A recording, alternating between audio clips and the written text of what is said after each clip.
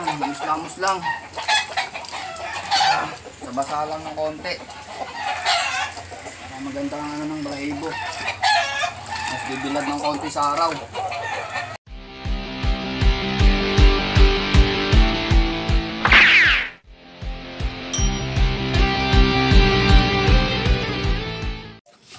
Alright, good morning.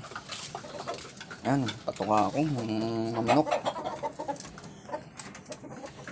After nito ay ilalabas ko naman sila mamaya. Iinitan ko sila mamaya. Yung mga nakakulong lang.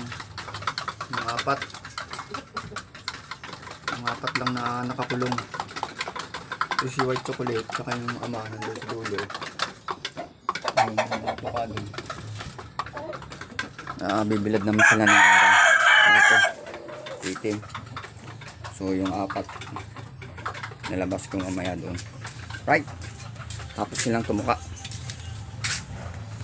A few moments later. Hirap kulin, nanunuka sa kulungan. Lamos na lang ito. Pinabasa ko muna sila sa bandang ng balahibo. Ayan, lamos-lamos lang. Hirap kulin. Tapang.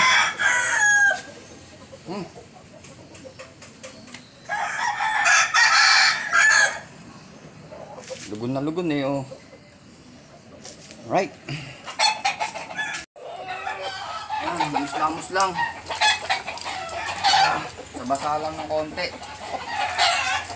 Maganda nga ng balahibo. Mas bibilad ng konti sa araw. Arawan lang natin siya na lang ilang segundo o minuto. At mga isang oras, tama na yun.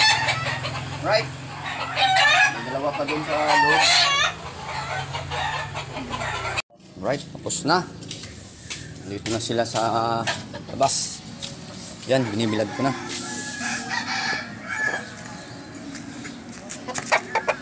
Yan. Para pabilis ang tubo ng pagkalugo nila. Balahibo. Yan, oh.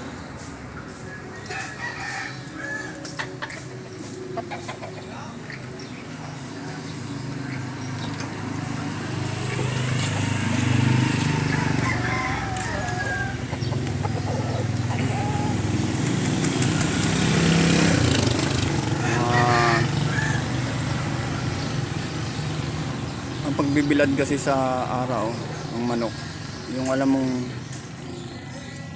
hinihingal-hingal na sila, yan, pwede na natin silang tanggalin. Huwag na natin patagalin sa araw kasi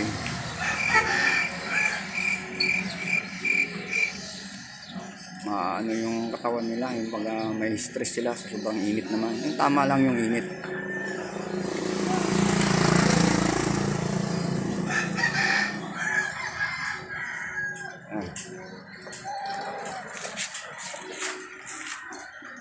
Nakaka-relax din sila. Hindi lagi nasa kulungan. Malit lang kasi yung pwesto ko. Kaya